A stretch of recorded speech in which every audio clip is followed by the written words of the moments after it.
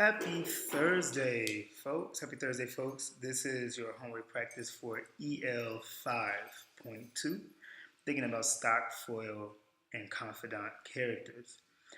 Now, the format that you're going to use will look similar to this, but again, you can always do bullet points. So CTW, E1, E2. Additionally, as I've said before, some people will take the entire paper and make a chart like I did on one of the videos. Can't remember which one. That's also fine if you don't feel like actually drawing the squares out, because that can be a little time consuming.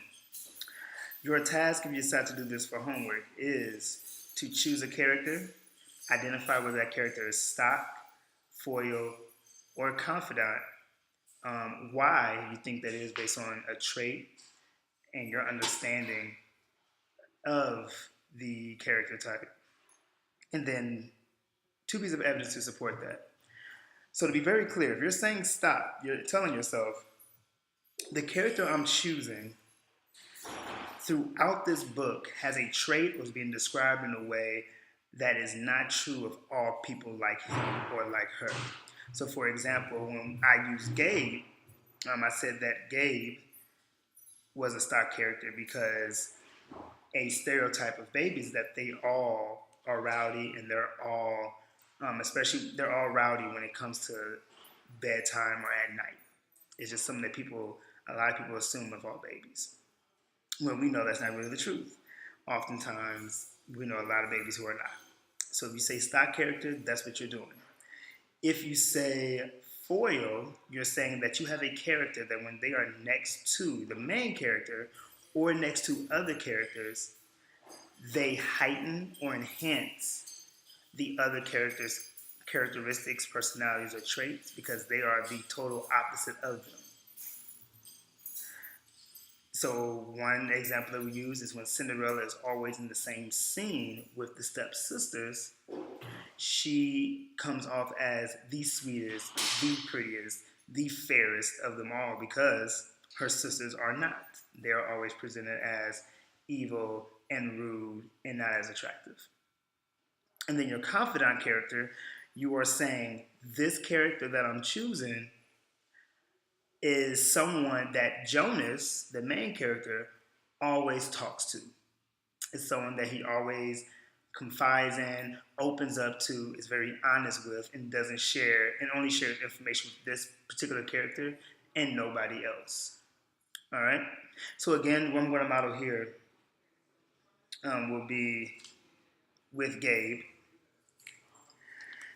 And as I said, Gabe is a stock character. Now, one moment. So when I thought about all these, as I said, one piece of evidence tells us that a stereotype about babies is that they all are boisterous or rowdy during sleep hours. Now, again, this could also be worded differently. So if you didn't look up a certain trait, if you're not using the traits from last week, but you do have one in mind, what is the definition of that trait in your head? So I could have easily just said rowdy, but I have to define rowdy. So rowdy could be wild or uncontrollable. Okay? So I want to think about what are two moments in the text where Gabe is rowdy, especially when it comes to sleep. So on chapter 9, on page 9, I'm sorry, I thought about the moment where Gabe is when Father's talking about Gabe, and he tells him that Gabe is a baby that doesn't sleep soundly at night. So for me, the connections are if I'm not sleeping soundly, I'm being rowdy. At night is the same as the sleep hours. So that's my connection between that evidence and how it shows the stereotype through Gabe. But I need two. Now there's another moment in the text where, this is on page 54, and on page 54, it says that Gabe is still not sleeping. Right? It says that Gabe is still not sleeping at night to the point where they don't want to give him to a family unit. He's seen as inadequate. So instead of me saying the exact same things, I could say on page 54, Gabe is still not sleeping at night because it just sounds too simple. It sounds too apparent.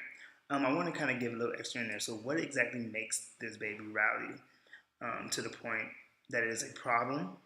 And so on page 54, Gabe is still not sleeping, as we know. So Gabe is still not sleeping soundly. to the point, and I'm writing it down, so that's why I'm stopping. So it's still not sleeping soundly to the point of being deemed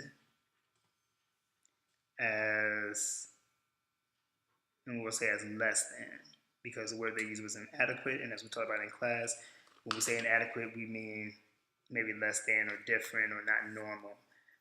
And so, similar here, the still not sleeping soundly goes back to the rowdy. And then I want to add in this piece where those sound the same. Now, granted, I could just stop there on page 54 by the time they get to the ceremony, or months later, Gabe is still not sleeping soundly. And I can easily say that too. All right? So that's perfectly fine as well. So that's all you're doing. All right? You're finding two pieces of evidence to support whatever you feel goes with the type. So again, stop. You're saying that here's a character who has a trait that is seen throughout this book, and it is not an example of what everybody who is like this character is. Foil, you're saying here's a character that every time they're next to the main character, every time they're next to another character, they are the total opposite, and they show that other character in a better light. And then, of course, you're a confidant. You're saying every time the main character is with this person, he, i.e. Jonas, always shares information or is honest about something when he's not that way with anybody else. All right, so hopefully this is a little clear for you. Good luck.